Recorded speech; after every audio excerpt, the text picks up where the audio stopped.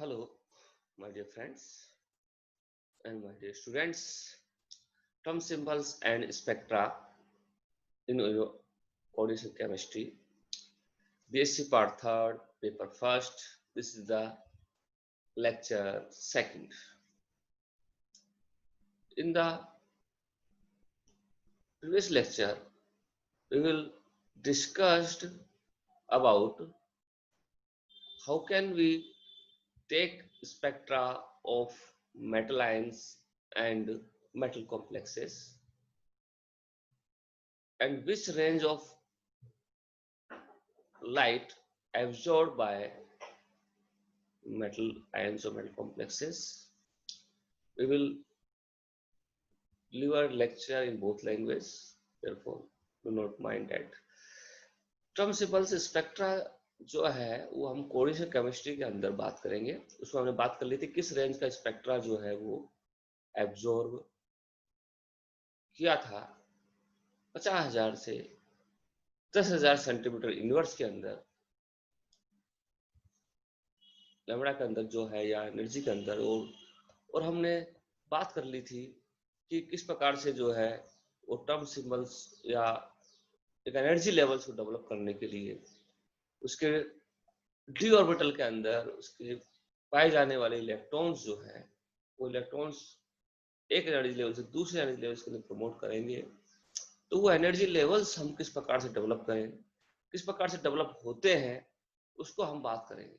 ठीक है, तो उसके लिए हम ले रहे हैं यहाँ पे हम बात डिस्कस करेंगे कि किस तरह से जो है पहले हम कॉर्डन नंबर्स के बारे में बात करेंगे, उसके बाद में यहाँ पे हम डिस्कस करेंगे आपके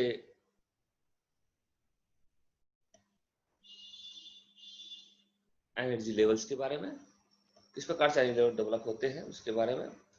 हमने बात कर ली थी कि 4 प्रकार के क्वांटम नंबर्स होते हैं, principal quantum numbers, azimuthal quantum numbers, magnetic quantum numbers और है स्पिन क्वांटम। ठीक है, तो मुख्य क्वांटम संख्या, दिगंशीय क्वांटम संख्या और चुंबकीय क्वांटम संख्या, चक्रण क्वांटम संख्या के बारे में बात की थी हमने और हम जानते हैं इसके बारे में। तो जब भी हम किसी एक इलेक्ट्रॉन के लिए बात करते हैं तो उस इलेक्ट्रॉन के लिए दो चीजें जो सेम हो सकती हैं, लेकिन अपना एम चुंबकीय क्वांटम संख्या और इसकी चक्रण क्वांटम संख्या दोनों अलग अलग पाई जाएगी। और इसी के बिहार पर हम ये कह सकते हैं कि एक बोरॉन, अगर हम किसी प्रकार का बोरॉन एक एग्जांपल लेते हैं, उसके पास एक ही सिंगल इलेक्ट्रॉन पाया जाता है, तो उसके अंदर उसकी चुंबकीय क्वांटम संख्या, क्योंकि तीनों पी ऑर्बिटल्स का एनर्जी लेवल क्या है, समान है। समान होने के कारण एक इलेक्ट्रॉन्स को हम तीनों पी एक्स, पी वाई और पी जेड के अंदर भर सकते हैं, ये हमने बात की थी। और इसी तरह से अगर हम उसकी चक्रण के बारे में बात करें तो 3 तरीके से भर सकते हैं, 2 प्रकार के चक्रण हो सकते हैं। इसी तरह से 6 पॉसिबिलिटीज हमारी बन जाती है एक सिंगल इलेक्ट्रॉन को पी सब ऑर्बिटल के अंदर भरने के लिए। उसके जो आपका कोश, सब कोश है या उसका जो ऑर्बिटल है, उस ऑर्बिटल के अंदर भरने के लिए हम बात करते हैं, उस कक्षक के अंदर भरने के लिए बात करते हैं। तो वो सब कक्षक में इलेक्ट्रॉन भरे जाएंगे तो हमें 6 प्रकार की पॉसिबिलिटी, 6 प्रकार की संभावनाएं मिलती है। क्यों? क्योंकि 3 प्रकार के +1, 0, -1 तो चुंबकीय हो गया और 2 प्रकार के हमारे चक्रण हो गए। तो इसी प्रकार से हम जो एक पी ऑर्बिटल होगा उस पी ऑर्बिटल के अंदर एक इलेक्ट्रॉन की संभावना जो है वो 3 प्रकार से बढ़ सकते हैं। देखो हम देखते हैं इसको, इस प्रकार से हम एक इलेक्ट्रॉन यहाँ बढ़ सकते हैं, फिर अगले में इस प्रकार से यहाँ बढ़ सकते हैं, देख सकते हैं आप लोग। तो इस प्रकार से ये आ गया, ठीक है, तो इस प्रकार से इसमें भर दीजिए। फिर अगले में हम बात करें इस प्रकार से 3 संभावनाएं जो है, तो हमारी संभावना कितनी हो गई, 3 संभावनाएं मिलती है। इस प्रकार यहाँ भर दीजिए। इस प्रकार से हमें क्या मिल रहा है कि 3 प्रकार के तरीके से हम एक इलेक्ट्रॉन को हम चुंबकीय क्वांटम संख्या के आधार पर पढ़ सकते हैं। अगर चक्रण को साथ में जोड़ दिया जाए तो 6 पॉसिबिलिटीज हमारी 3 ये और 3 तो इस प्रकार से बनेगी कि सभी क्या हो, क्लॉकवाइज हो, चक्रण क्लॉकवाइज डायरेक्शन के अंदर हो, और अगले तीन जो होंगे वो एंटी क्लॉकवाइज हो। 6 प्रकार की पॉसिबिलिटीज एक इलेक्ट्रॉन की बन सकती है। ठीक है, इसी तरह से हम कार्बन एटम की बात करें तो कार्बन एटम के अंदर क्या होता है, कार्बन एटम के अंदर भी 2 इलेक्ट्रॉन्स पाए गए। इन 2 इलेक्ट्रॉन्स को हम देखें तो संभावनाएं कितनी होगी, निकाल के देखिए पॉसिबिलिटीज। इसे बोलते हैं हम क्या, माइक्रो स्टेट्स, यानी कितनी माइक्रो स्टेट्स बनती है, यानी वो सूक्ष्म जो संभावनाएं हैं, उस संभावनाएं को देख रहे हैं कि कितनी पॉसिबिलिटीज हमारी आ सकती है। उसको हम जो है इस प्रकार से पॉसिबिलिटीज को दर्शा सकते हैं। तो अगर 2 इलेक्ट्रॉन कार्बन के होंगे तो 15 पॉसिबल इलेक्ट्रॉनिक अरेंजमेंट हो सकते हैं। 15 जो है संभावित इसके जो इलेक्ट्रॉनिक भरने के तरीके हो सकते हैं, 15 तरीके से कर सकते हैं। सामने आप देख सकते हैं, एक एक इलेक्ट्रॉन भर दीजिए, फिर जो है एक इलेक्ट्रॉन आगे भर दीजिए, फिर एक इलेक्ट्रॉन आपको भरा जाएगा +1 में, फिर इसके बाद में -1 में, फिर इसके बाद में +1 0, फिर 0 -1, इस प्रकार से अपन इसको एक इलेक्ट्रॉन को भरा जा सकता है। इस प्रकार से संभावनाएं हमें दिख रही है। संभावना देखिए कितने की संभावनाएं मिल रही है आपको। तो वो संभावनाओं के आधार पर हम जो है आराम से इलेक्ट्रॉन्स को भर सकते हैं। दिख रहे होंगे आपको, नहीं दिख रहे तो एक बार दोबारा से जो है मैं स्क्रीन शेयर कर देता हूँ आपको, ताकि ठीक रहेगा। अगर नहीं दिख रहा हो तो हम उसको दोबारा से भर सकते हैं। देखिए हमने देखा कि जो नंबर ऑफ इलेक्ट्रॉन्स जो है पॉसिबिलिटीज कार्बन के लिए 15 हो सकती है इलेक्ट्रॉनिक अरेंजमेंट की। तो 15 पॉसिबिलिटीज के अंदर हम ये देख रहे हैं कि कितने प्रकार की होती है, जैसे कि 2 प्लस में +1 में, और इधर इधर पर होता है अपना +1, और यहाँ पे होगा हमारा 0, और यहाँ पे होता है -1। इस प्रकार से पॉसिबिलिटीज हम देख रहे हैं। तो क्या क्या मिल रही है, इच्छा इधर मिल रही है और 9 इधर देख रहे हैं, तो कितनी होगी, 15 पॉसिबिलिटीज आ गई। इसे बोलते हैं क्या, micro states. Okay my dear students, इसे P2 कॉन्फ़िगरेशन के लिए, P2 विन्यास के लिए। आगे चले तो इसी तरह से हम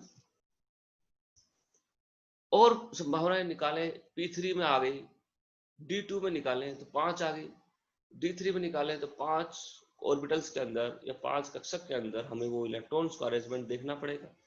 तो वो इसका इलेक्ट्रॉनिक अरेंजमेंट निकालना बड़ा मुश्किल होता है। तो इसलिए हम एक फॉर्मूला हम काम में लेंगे, ताकि यहाँ पे हम formula to find the number of microstates.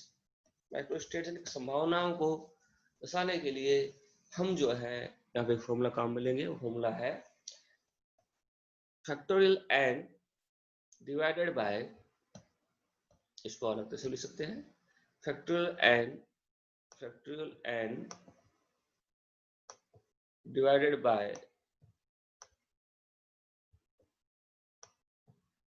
Factorial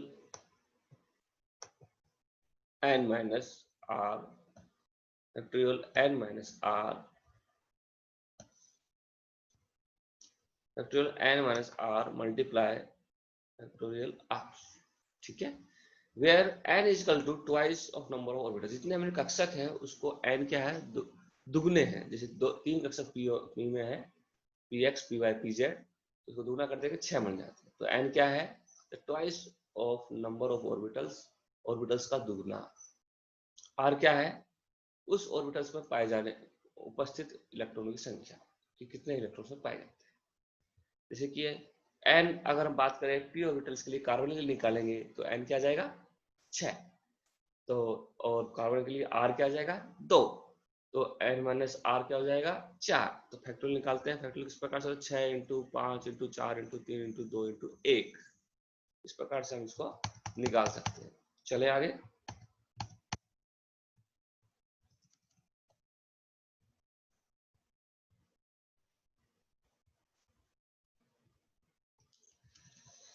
where n is equal to twice number of orbitals अपन को मिल रहे हैं, और r is equal to number of electrons हैं। तो कार्बन के लिए निकाले तो P2 कॉन्फ़िगरेशन होता है। P2 के लिए हम factorial 6 divided by factorial 6 minus 2 multiply factorial 2, तो लिखेंगे 6 इंटू 5 इंटू 4 इंटू 2 इंटू 1, 4 से 4 कैंसिल, 2 से 2 कैंसिल, बच गए कितने 3, 3 इंटू 5 15, 15 कॉम्बिनेशन, 15 पॉसिबिलिटी संभावनाएं जो है इलेक्ट्रॉन में भरे रहने की, जब कार्बन में 2 इलेक्ट्रॉन की संभावना पी ऑर्बिटल भरे जाने की 15 प्रकार की संभावनाएं हो सकती हैं।